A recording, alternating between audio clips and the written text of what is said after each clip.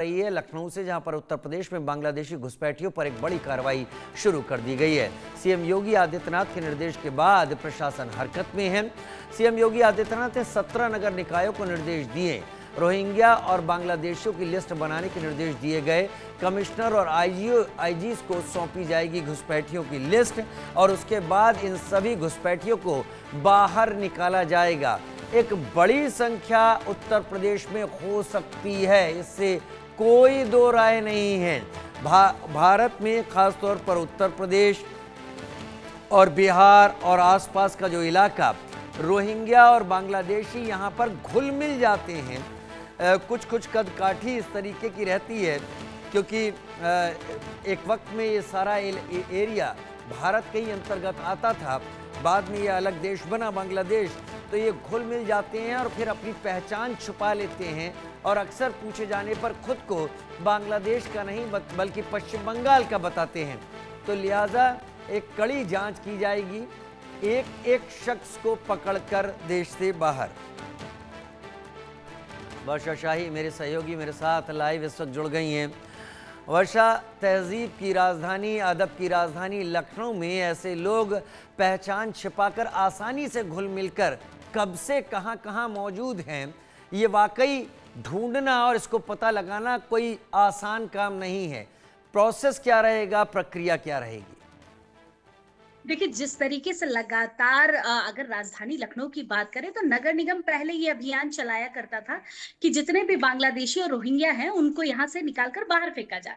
लेकिन अब मुख्यमंत्री योगी आदित्यनाथ के आदेश के बाद जितने भी रोहिंग्या और बांग्लादेशी हैं उन घुसपैठियों को निकालने की अब जो नगर निगम की जो टीम है वो कोशिश करेगी पूरी तरीके से। क्योंकि अगर इनकी बात करें तो ये झुग्गी झोपड़ियों में सबसे ज्यादा रहते हैं, पूरे दिन के समय ये काम करते हैं, रात के समय चोरी भी करते हैं, तो सुरक्षा व्यवस्था में भी कहीं ना कहीं इनका जो चूक रहने वाली चीजें होती है उनमें इनका हाथ माना जाता था। तो अब पूरी तरीके से नगर निगम कार्रवाई करेगी और सर्च ऑपरेशन चलाएगी। कल से ऑपरेशन क्लीन लखनऊ का एक ऑपरेशन चलने जा रहा है जो राजधानी लखनऊ में नगर निगम के द्वारा चलाया जाएगा। जगह जगह झुग्गी झोपड़ियों में इनकी तलाश की जाएगी, इनके आधार कार्ड चेक किए जाएंगे और ये जाना जाएगा कि आखिर किस तरीके से ये यहाँ रहते थे। इसके साथ ही साथ जो एक बड़ी खबर सामने आई है कि लगभग 160 रोहिंग्या जो नगर निगम में काम किया करते थे, उनके सर्च ऑपरेशन के बाद वो यहाँ से भाग निकले हैं। तो कई सारी चीजें अब धीरे धीरे सामने आने जा रही है क्योंकि पुलिस भी अपनी तरीके से जांच पड़ताल कर रही है,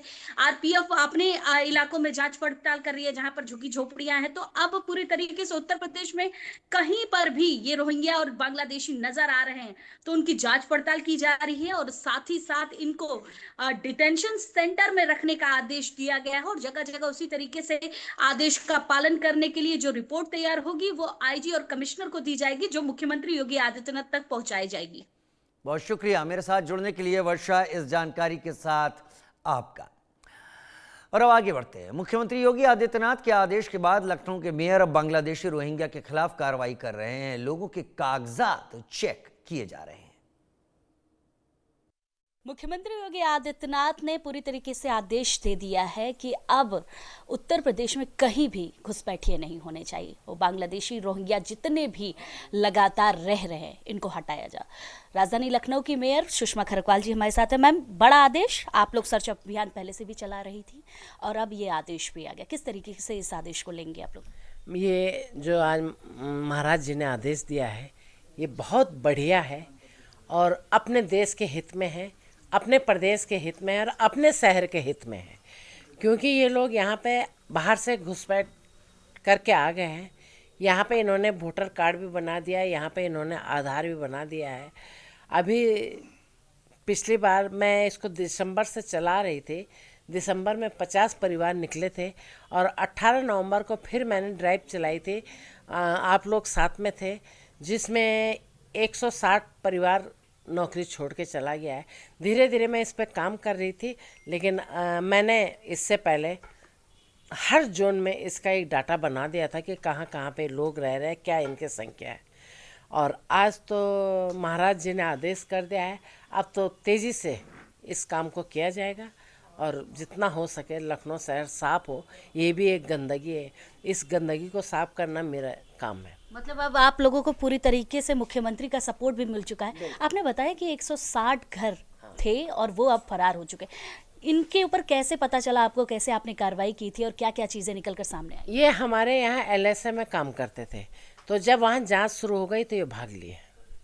मैम, क्योंकि ऐसी कंपनियां जो पहले भी बताई गई कि नगर निगम से कनेक्ट रही है और ये इन लोगों को रखते भी थे, तो इन कंपनियों के ऊपर भी कार्रवाई करेंगे कि आखिर कैसे ये डॉक्यूमेंटेशन बिना किए कैसे रख ले रहे हैं, क्या चीज़ें जांच कर रहे थे? ये आधार बनता है इनका, आधार से इनको रख लिया जाता है, बाकी और कुछ नहीं। अभी किस तरीके की कार्रवाई और होने?